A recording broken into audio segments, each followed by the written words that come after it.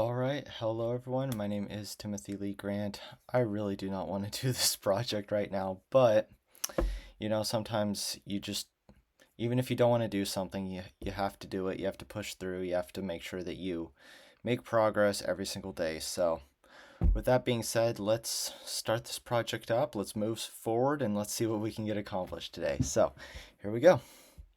Let me make myself a little bit smaller. There we are. Okay, so where we left off yesterday on this project is we were trying to get my front end, which is actually in the API gateway. Okay, so the front end microservice to be able to communicate with the Postgres,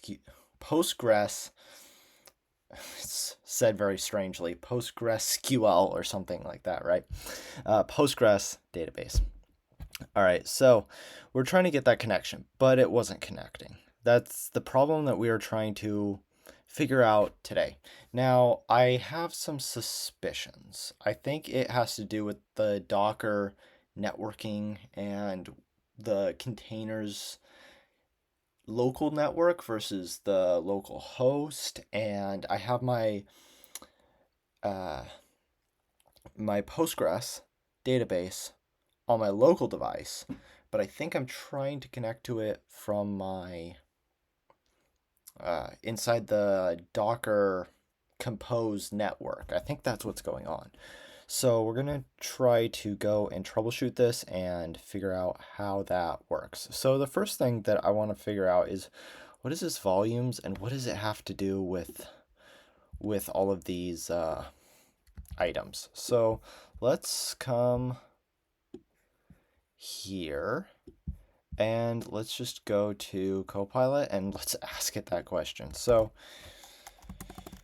here is my Docker Compose file, YAML file, okay? I want to know, I am trying to connect a MongoDB, not MongoDB, PostgreSQL, right? Database to my, and I'm just going to make sure that I get the right thing. Front end is spelled this way, so front dash end container, okay? I want to, please explain the difference. So first, I want to understand. Okay. Explain to me, one, what is the difference between if I have the PostgreSQL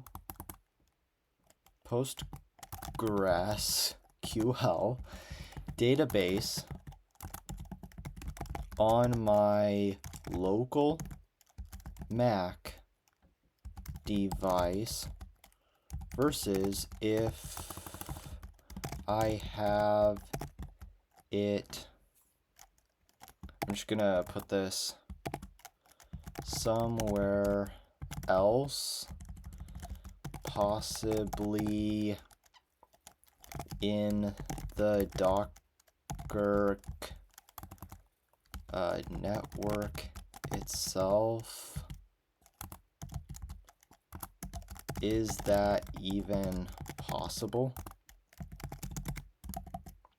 Okay, so that's number one. Number two is going to be, and then I should say, if so, how would that work? Where would the data live? How would it need to be set up? Etc. Okay. The second thing is what is the last 2 lines about volumes, and what does this change or do? Okay, so let's ask that, and while that is bouncing up and down, take a drink.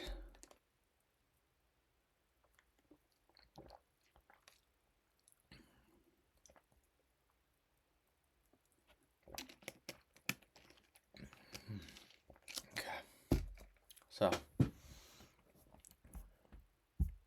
okay. Let's go. Number one, local Postgres versus Dockerized Postgres. Okay, local Postgres on my Mac, where you run it on your host OS. So I think that's what I was doing, because I have Postgres created. I created a database on my local device, but I didn't do anything on in Docker containers, okay? But I see that I have this here that I put here. So how does this play in with the connection that I'm attempting to do in my front-end microservice? That's what we need to figure out today. Okay, so how services connect. Containers must use Docker host internal. So that's what I did here, right? So I put this host. It used to be process environment database host, which can be obtained from this YAML file, right? The environment variable of this front end, right? Environment variables, and then DB host, which is Postgres, okay? Now, another thing that I just saw is this says env, and this is spelled out like environment. Is that going to cause an issue, or is that kind of the same thing? Okay. So, pros: easy to inspect with GUI. Okay. You may already have it installed and configured, which I do. So, okay, fine. Postgres in Docker. Inside my Docker Compose network, where it runs as a container, isolated, but networked with your other services, okay? And I think that's what we get here with, I said networks is micronet, and this one also has network of micronet. Do I need this? This one says driver bridge, okay? So, how services connect. Other containers use service name Postgres as the host name, okay? So now, fully portable, anyone can clone my repo, run the whole stack with Docker Compose up. Clean separation of concerns, easy to version, rebuild, reset. Okay. Cons, you need to persist data using volumes. Okay. Slightly more setup if you want external access from pgadmin.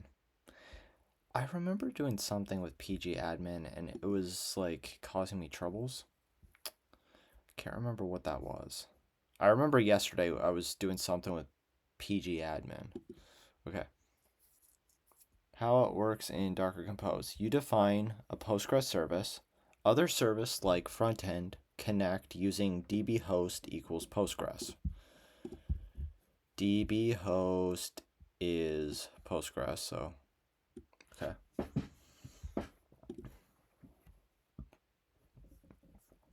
Docker Compose creates an internal network, micronet, where all services can talk to each other by name. All right. What do the volumes lines do? Volumes PG data. This defines named volume called PG data. Okay. Wait, hold on a second. PG data. Okay. Fine. Postgres volumes. Yeah, there. Okay. What it means, Docker will create a persistent storage volume named PG data. Postgres will store its data files in the volume. Even if you stop or rebuild the container, the data won't be lost. Okay, that's actually pretty cool. All right. So what I'm thinking right now, so if you remember in the last video, I did a command, which was I did those SQL lines, which are like create table where, or like the primary key and all of the items which the database has. Do I even have it? Oh, here, create table. I think this is it. So yeah, create table users. So I'm creating a table called users, and I have this ID, which is the primary key. Okay. Username is a string variable with 255 characters max. It's unique and can't be null. Password is text, can't be null. And then created at is the timestamp. And then like create table, right? This was on my local. Look, this is on my Mac. But if I am from here, now this one should actually connect to my Mac, right? This one should. Because it's the host. But this one would have been trying to get to the local Postgres, which is this one right here. And my containerized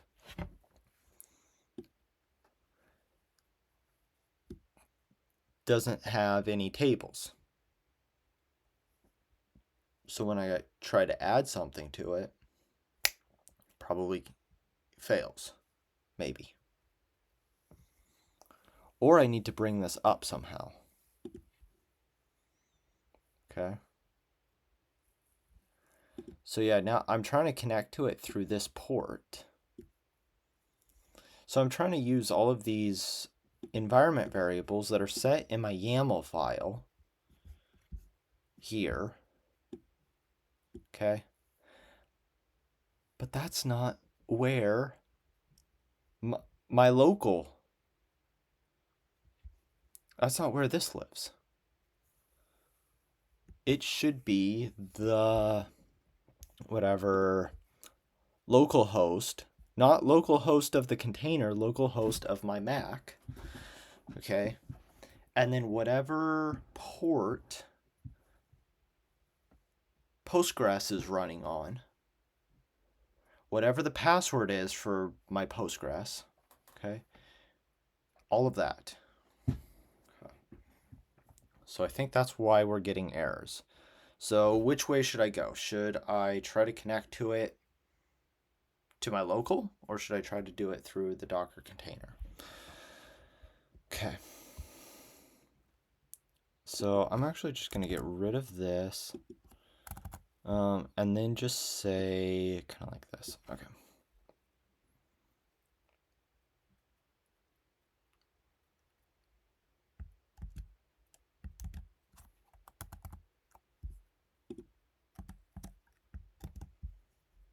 So I'm going to say like this one is local Mac database. This one is going to be, whoops. This one is going to be container, Docker container, database. Okay. All right, so maybe we can try both methods. Gives us a good opportunity to learn, play with things. Sure. Okay.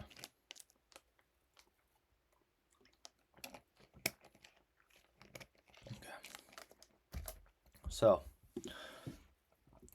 what it means, Docker will create a persistent storage volume, PG data. Postgres will store the data files in volumes. Even if you stop, it won't be lost. Awesome. Without this volume, Postgres would store data inside the container's ephemeral file system, meaning every time you rebuild the container, your data would be wiped. Ephemeral, I understand what the word ephemeral means, right? It means kind of like a fire. Okay. File system. Obviously, we know file system, right? Ephemeral file system. Is that just like RAM? Is it meaning RAM? Or is there something special which is ephemeral file system? I don't know. That's a question. Okay. By ephemeral file system, do you mean RAM? Okay. That's number one. I don't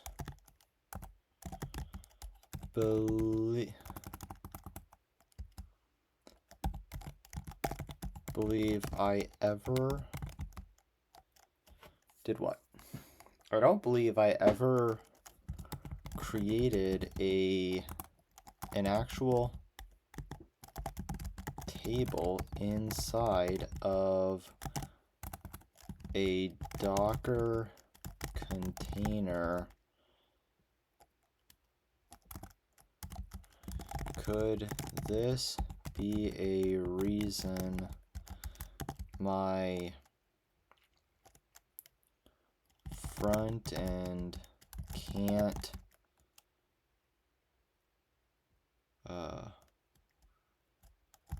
communicate with the Postgres database? On my local, I did the command, and then I'm going to copy and paste this. Okay.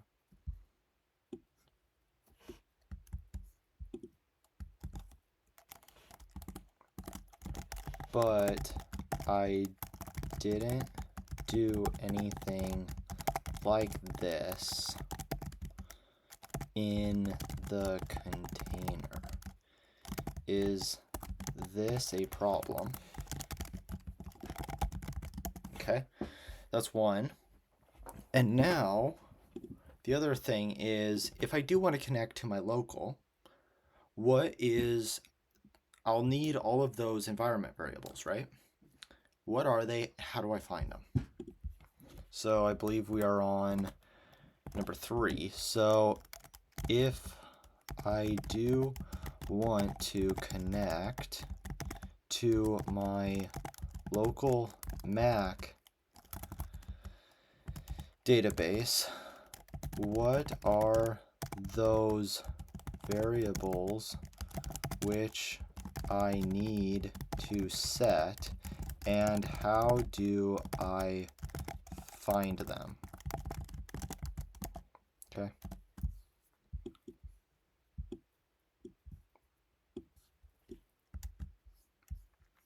Oh, and this is required PG is pool. Oh, so this actually might force me to do this here. Okay, hold on.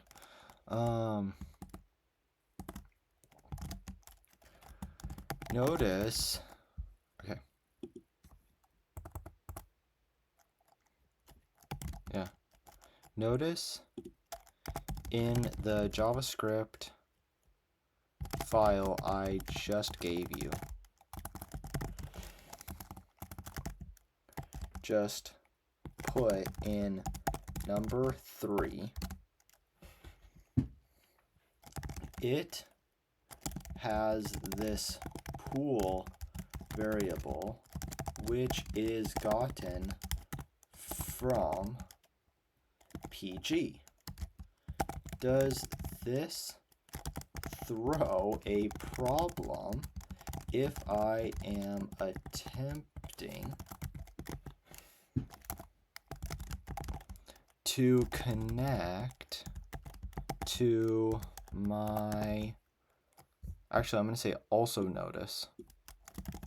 So also notice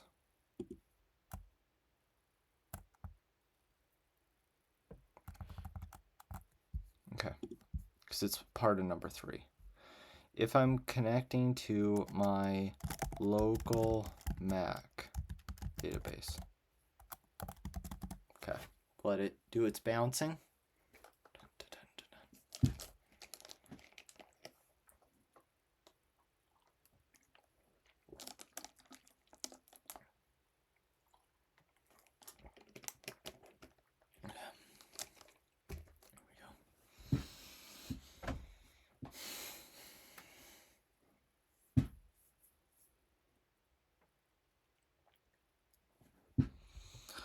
Looks like it's done. Okay, so see what it says. Okay, is ephemeral file system the same as RAM? Not quite. When I say ephemeral file system, I mean temporary storage inside a Docker container that disappears when the container is deleted. It's stored on disk, not RAM, but it does not persist unless you explicitly mount a volume. Okay. So mounting volumes allows persistent data is what I'm kind of getting. I might need to investigate that more to figure out what is a volume, what are all of the benefits and uses for volumes. Obviously, there's something to do with persistent data, but I don't know if that's the only thing that volumes have. Maybe they're a much bigger topic that I don't even know about yet. Okay. So RAM is volatile memory during runtime. Ephemeral is the container's internal disk space gone when container is removed. All right, persistent volumes like PG data, survive container, restarts, and rebuilds. So ephemeral does not equal RAM. Okay, that's good. All right, you didn't create a table inside of, okay, yeah, that's a problem that I didn't create the table inside of the Dockerized Postgres. All right, so when you ran Postgres on my Mac, okay, you created user table on the local Postgres instance. Yes, that's correct. That confirms with my knowledge and understanding of things. Yes. Not the one inside your Docker container. Yes, correct. Your front-end container is likely trying to talk to Dockerized Postgres, which has no tables yet. Again, yes. Okay, good. We're on the same page. All right, so you can connect to the Postgres container like this. Docker exec. Okay, so I believe what this line is doing here is I'm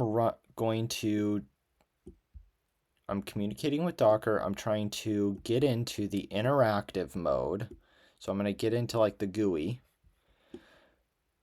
container name or ID, and then I want to do Postgres username data inventory. Okay. So inventory DB, is that the same? Inventory DB, your username here. Do I need password or anything? Or is it just cool? Okay. Container name or ID.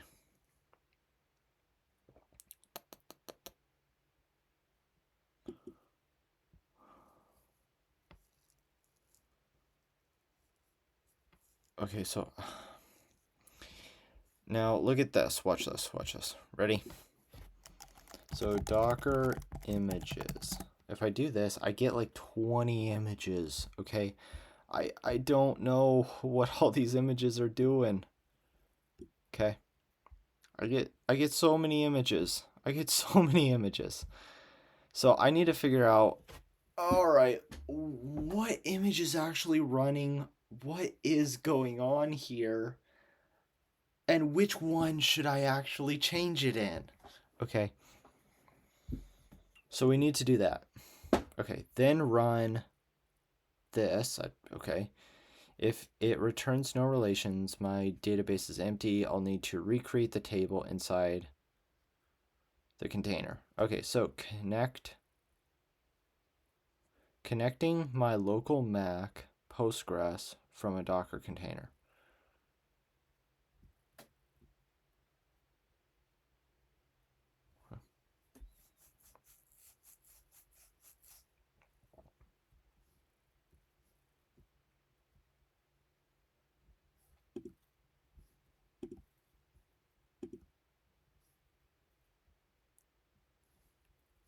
Should it be PG though?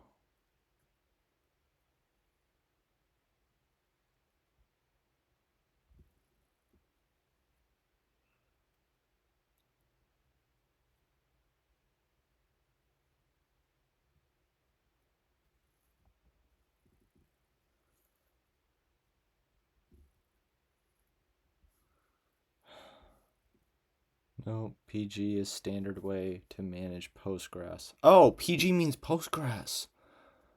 Ah, okay. So, let's, okay, I'm just gonna try this. I'm gonna go like this.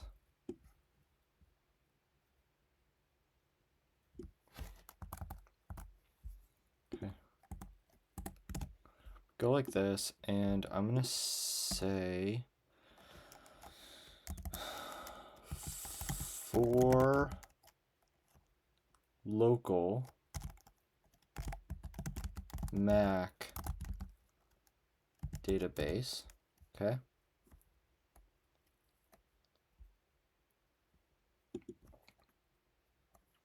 And then this one is going to be Docker container database. Okay. And now we need to choose which one we are doing right now. I am going to say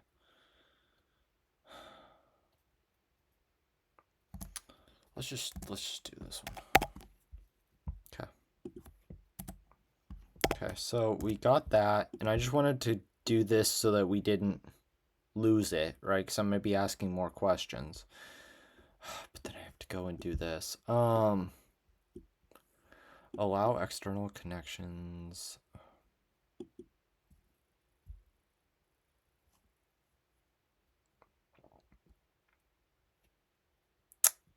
Okay.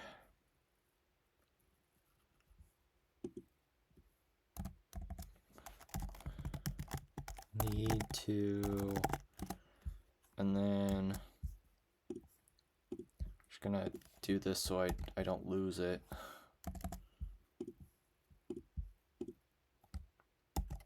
Okay, I don't know why or what yet. Okay, restart Postgres. Okay, so I just wanted to save this right here so that I kind of had that context and didn't lose it as I type more, as I ask more questions.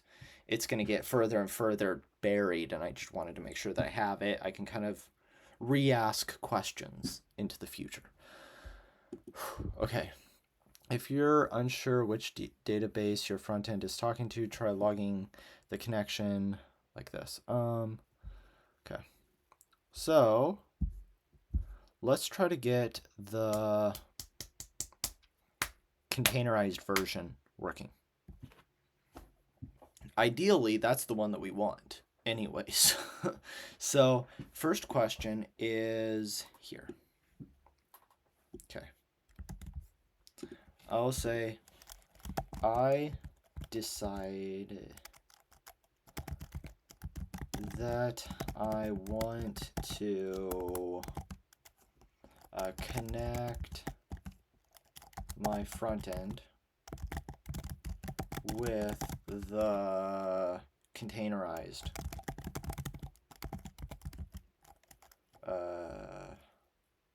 Postgres.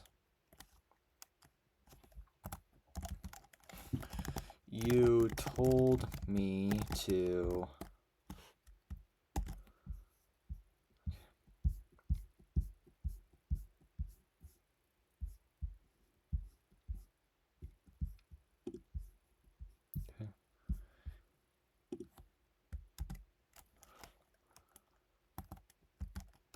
but I don't know which container I need.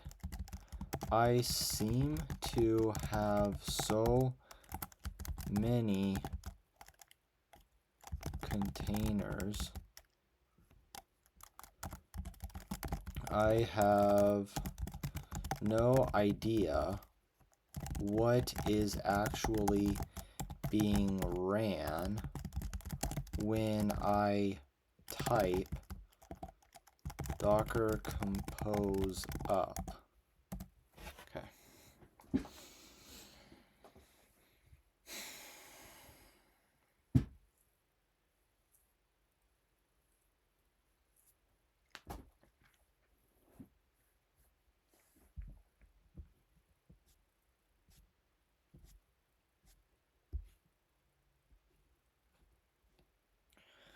You're okay. Listening containers. All right. Running containers. Run this command to see which containers are currently active. Look for a container whose image is Postgres 15 or whose name includes Postgres. Okay. Docker PS. Well, then that's another question. What is Docker PS versus Docker images? I know it's going to say one is images, one is containers, but man, I'm having a difficult time keeping straight what's an image, what's a container. I think a container is an instance of an image. I think that's what's going on. But then what happens when I do Docker build and all of this? Docker up, right? What does Docker up do? Does it take an image? Does it take a container? What's going on here? Okay, so Docker PS. Wow, okay.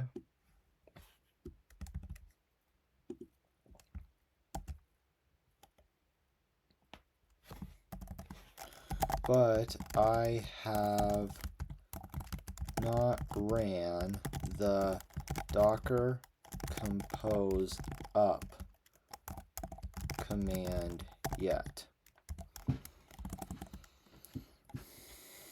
Also, can you explain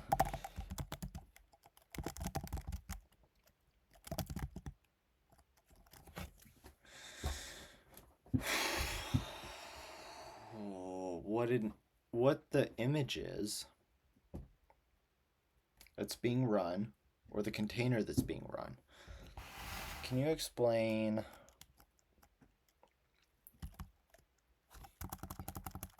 if it is the container or the image that is being ran for Docker compose up?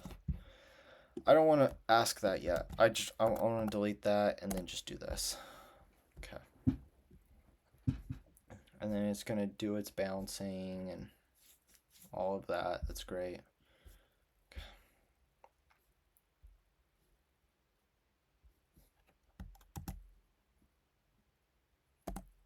Then I ask this, and then we go up 3 layers, I think.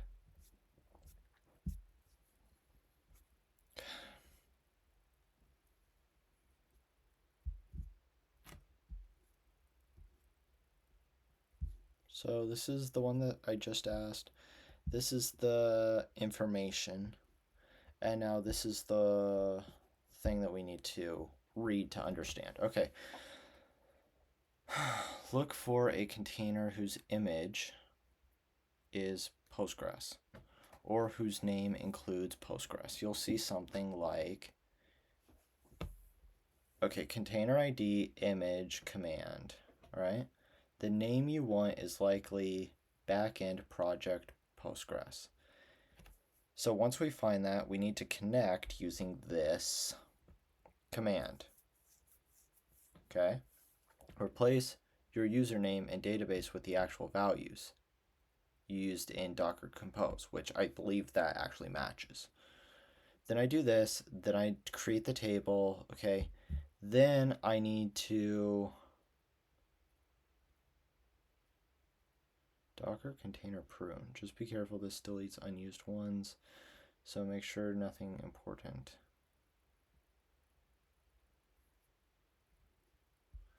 Okay. That explains the blank output from Docker PS. No containers are running yet because you haven't started them. Once you run Docker Compose up, Docker will spin up the services defined in your Docker Compose. Once your Postgres container, assuming it's listening, there, after that you'll run Docker PS. Okay? And yeah, we have this. So what happens when I run Docker Compose up? Docker uses the images defined in my YAML to create and start containers. So images are blueprints. So the image is that Docker file in each of my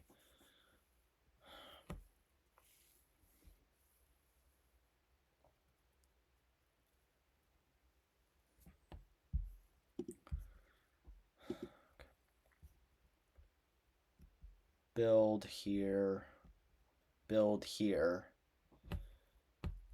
Okay.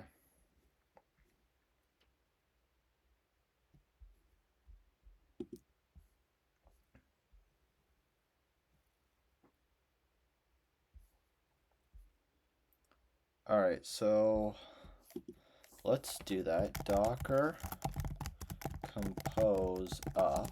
It's gonna do its running. Okay. Gonna bring everything up, and then I need a different terminal here. Okay. I am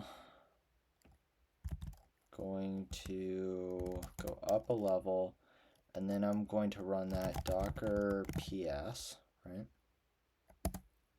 And I get a whole bunch of stuff. Okay.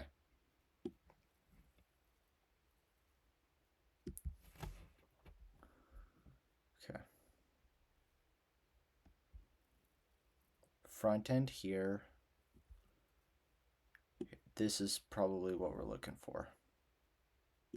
Okay. So I'm just going to copy and paste this and confirm that that's what we're looking for.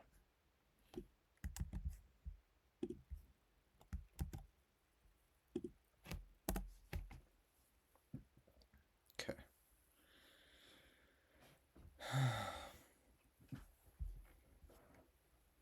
Okay. So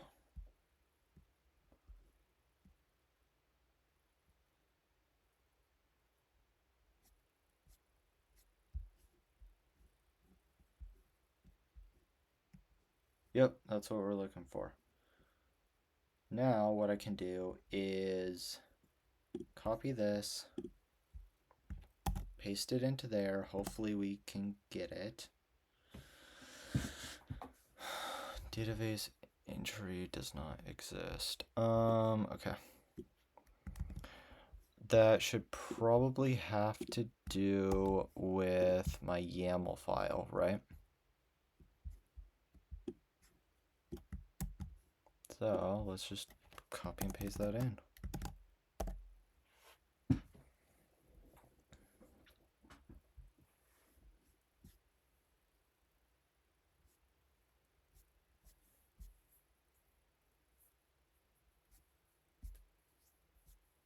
Okay. So it doesn't exist. That means Postgres started, but the data wasn't created as expected. Let's break down how that might happen. Okay, so even though you specified this, Postgres only creates the database on first container startup. If the container already exists when restarted,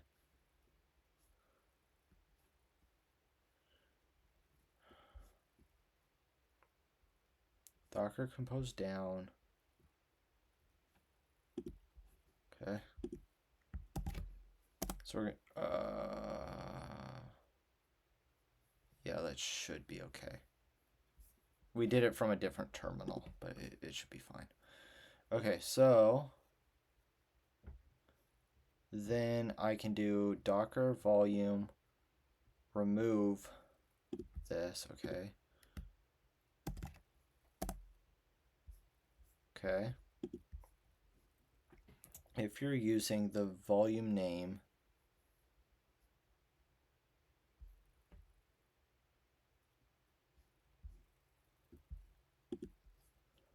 let's just see what the ls does. Oh, there's a lot.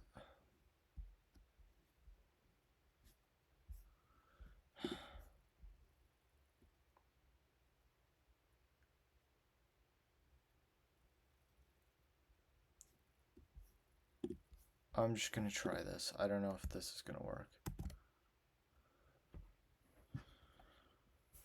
Do I want to do it from here? I kind of want to keep that. I want to do it from here. Because I want to keep that data in case something goes wrong again.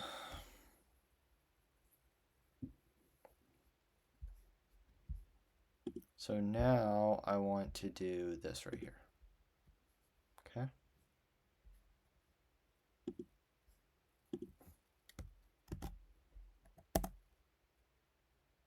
Okay. Okay, it worked. It worked. Now I want to run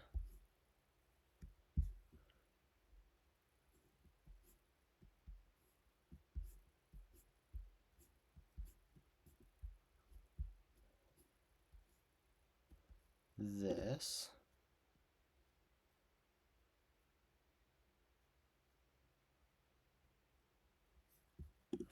Here. Okay.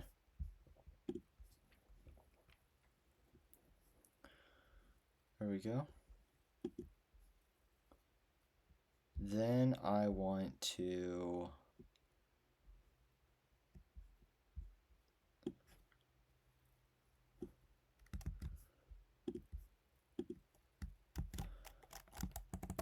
I was now able to do this, but I don't understand what I did or why it worked this time. Okay.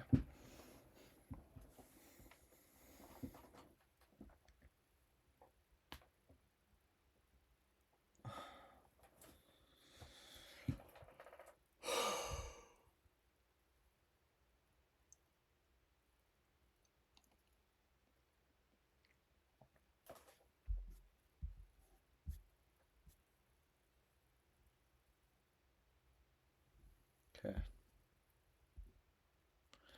Totally fair. Okay. So what was broken before?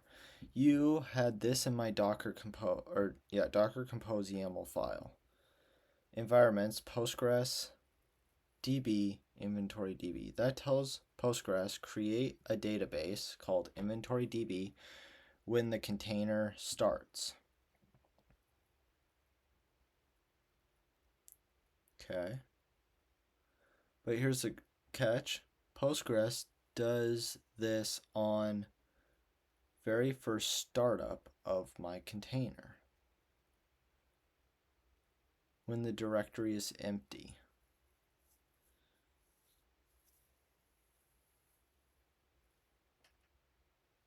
Okay. which didn't have inventory DB, so it didn't create it. Okay.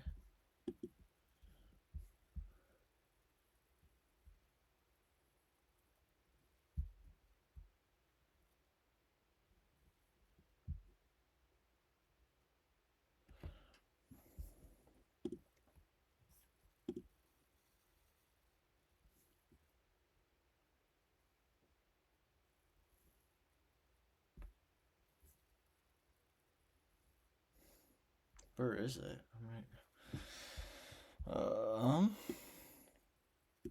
Environment.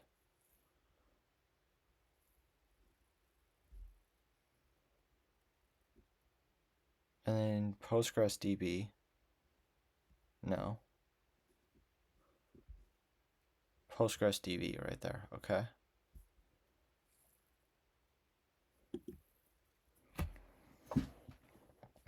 Okay, so Docker reused the existing volume PG data, which didn't have it. So, okay.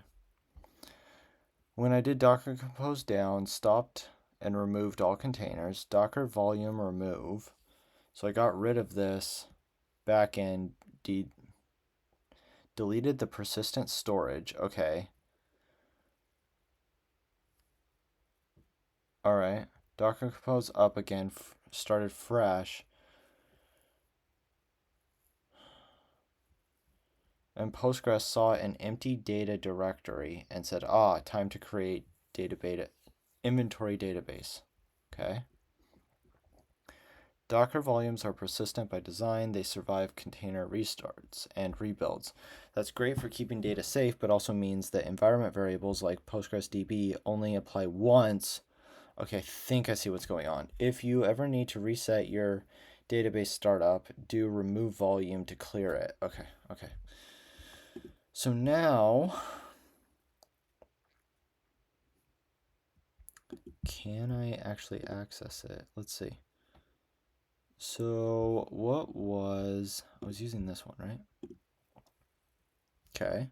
So we're able to do this, try it out, and I'm just gonna say my test 111, and then password is password 111. Okay. Execute. Come on, please. No. Darn. Wait, this is localhost here. Localhost 3000, which is not this one, but it.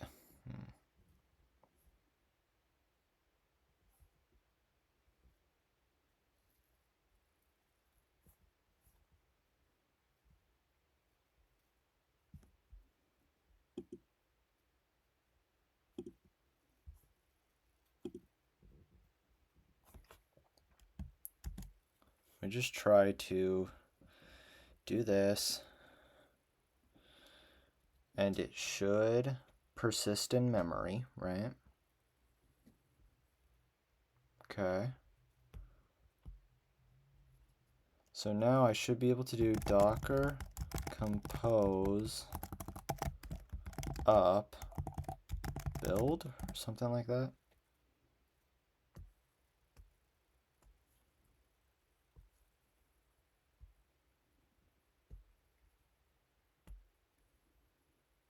Okay.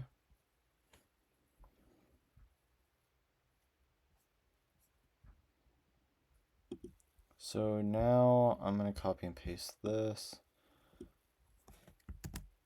Actually, I might even just be able to do this execute again, because this is on my,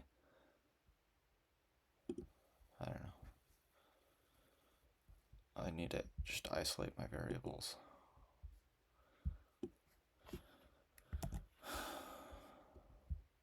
Execute.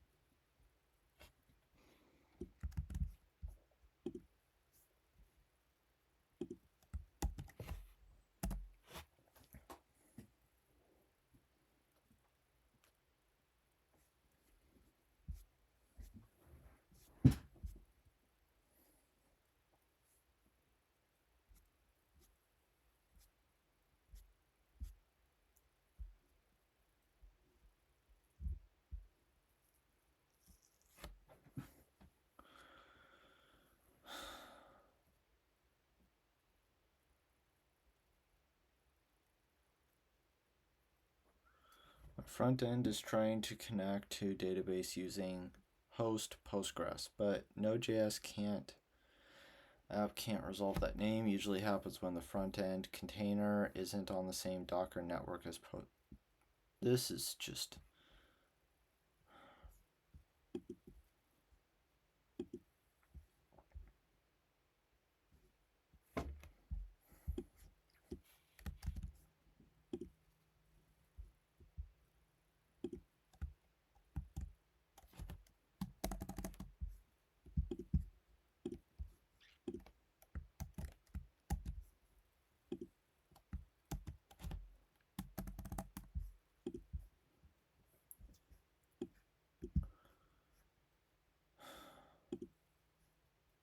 Something about my Docker file? I don't know.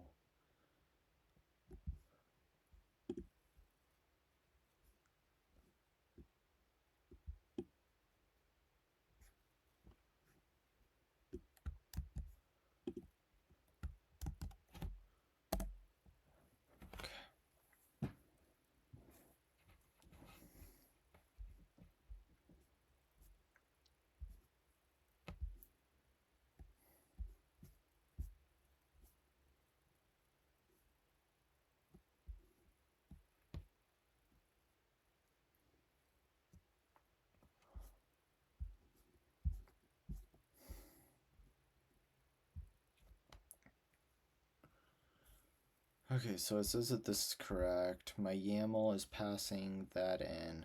So what went wrong? Didn't exist yet. You fixed it. But yes, the front end container couldn't.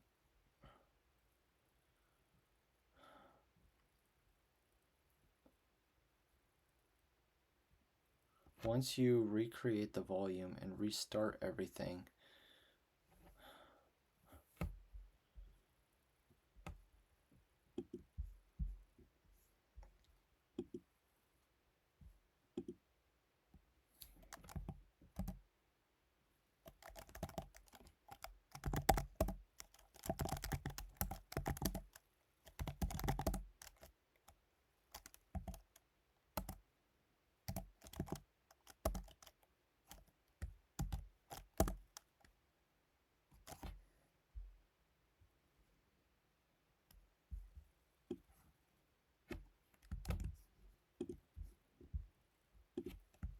this is just getting out of hand.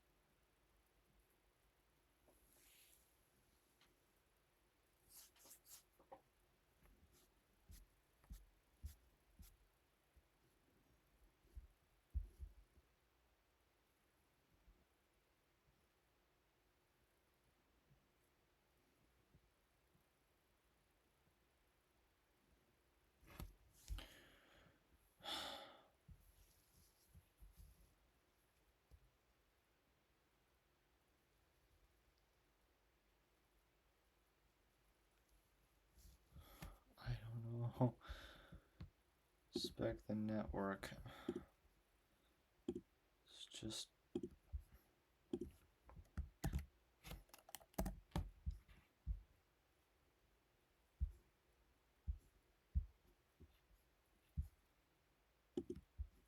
containers.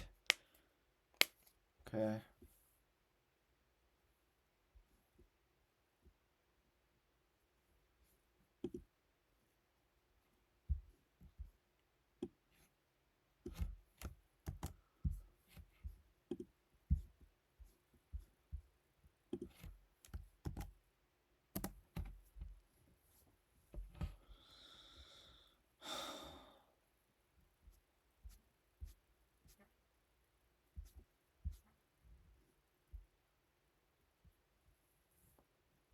all of this, but no backend.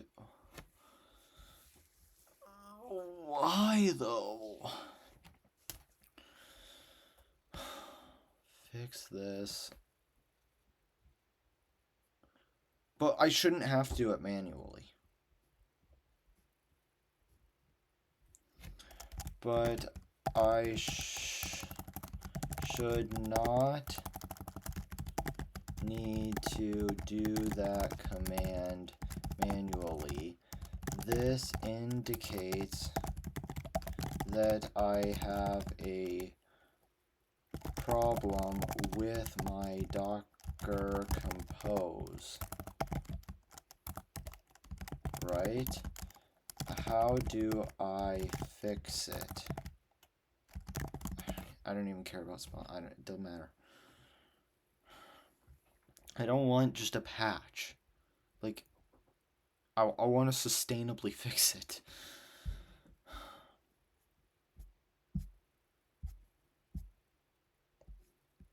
Okay.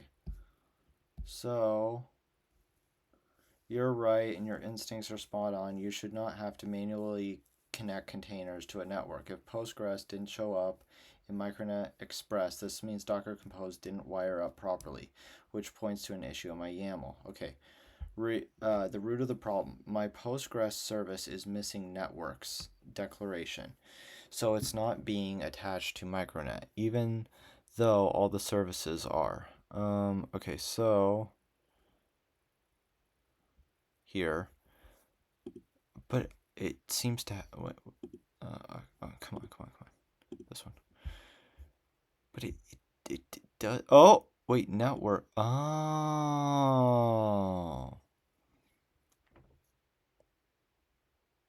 that's tabbed over. It's all the way to the left. It's not part of the Postgres. That would be on this tab.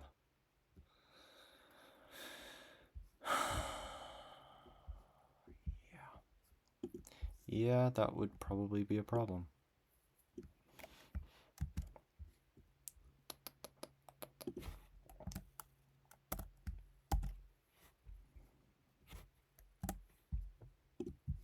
And then rebuild everything. Okay.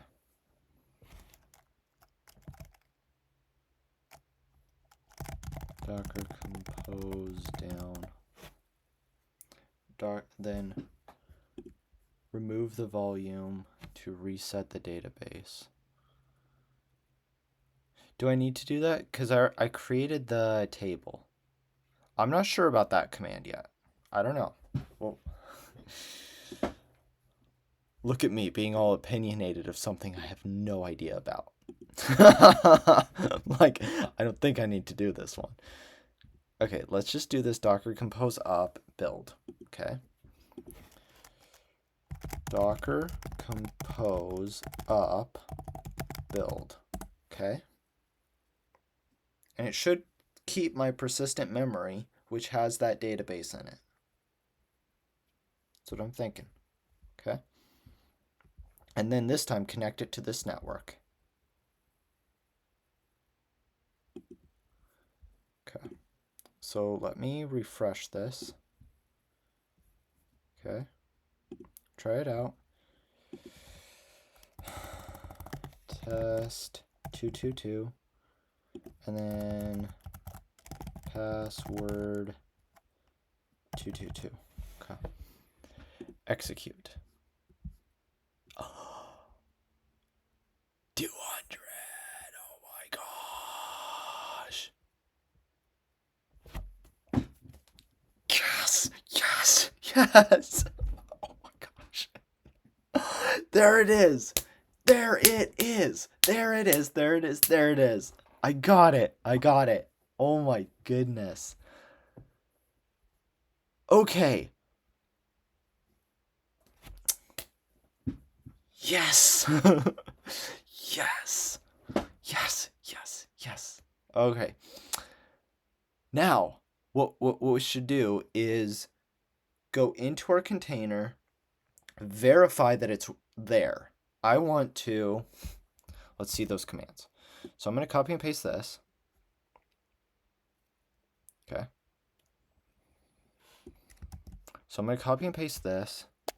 I'm going to come into here and then say it appears to be working. I now want to go into my Docker container,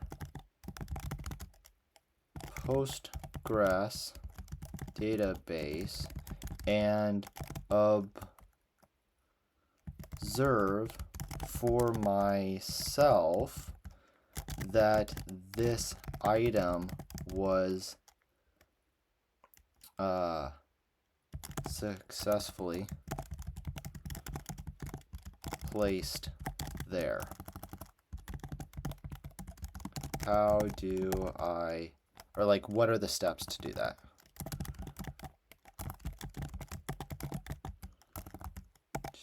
To do that, we'll have to do the Docker exec or whatever that is, and then we need to do the I don't know what the exact commands are to query the database and see the items that we have in there. So let's ask it. Okay. So yeah, we have this Docker exec. We want to connect to this container. This is a container, not an image. It is a container that is running. Okay. We want to do this PostgreSQL. We want to use our username and connect to this database. Okay, let's connect to the database. Here. Okay. We connected. Now, I want to check the tables, and I'm going to look for users. Okay, so let me do this DT. Okay, and now we see public users. Okay, is a type table, and the owner is your user, which should match here, your user. Okay. Yep, that's exactly what we saw. So now I want to do select all from users. Okay, so let's type that out. Select all from users. Okay.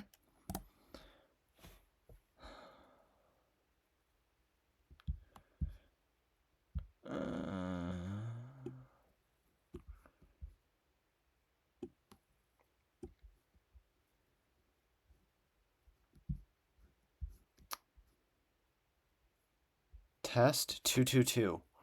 There it is. Oh, and this is because it was hashed. Okay, yeah. There we are. So users 222, and then our password was like password K or something, 222. But if you remember in last video, when I stored this, so at our register, wherever that is, here at our register, we did this thing here. So we got the password and the username from the request body.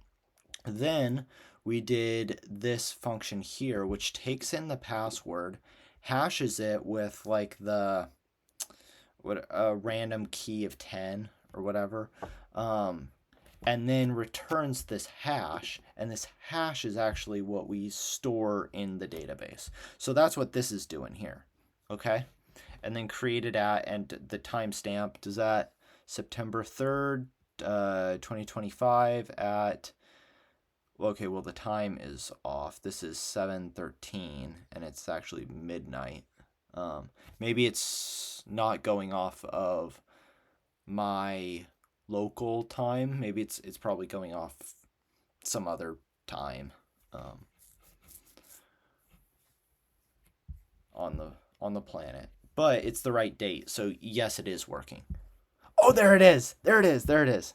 I'm gonna get an output like this. To exit the CLI, I just do the quit. Okay, so right, let's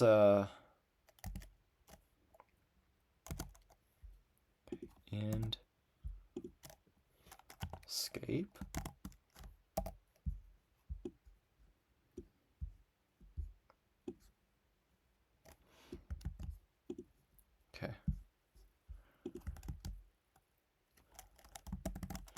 it doesn't let me escape. Okay, let's see how that.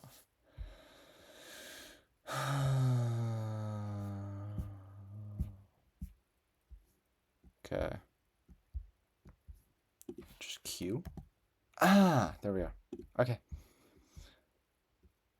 If you prefer not to get stuck in pager mode again, what is pager mode?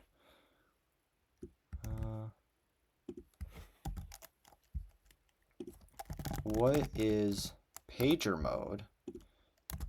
And is is this the same thing that happens every time I get stuck in VI or VEM? Okay.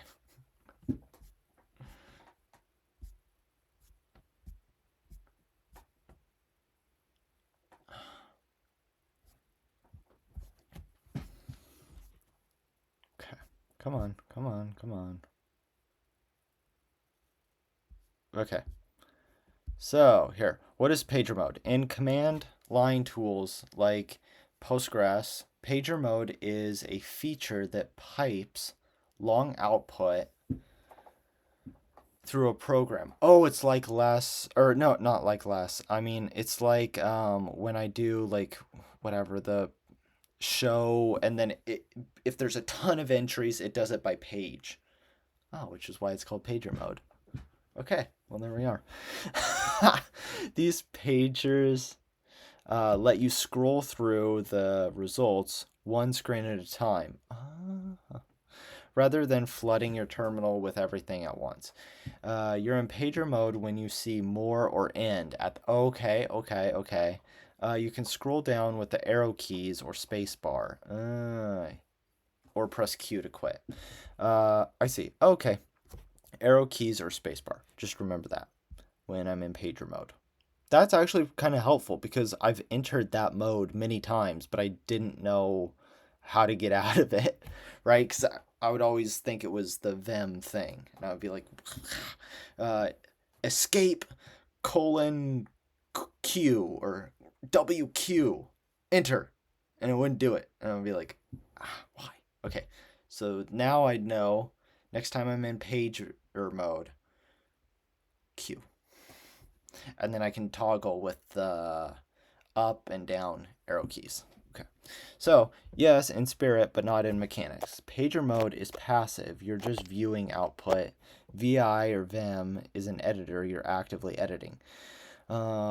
What they share in common, or what they share is the wait, how do you get out of this? Yeah.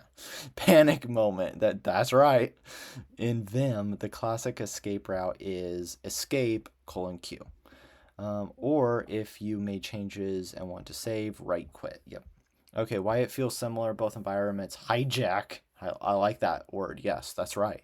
Hijack my terminal and change how keys behave. Yes.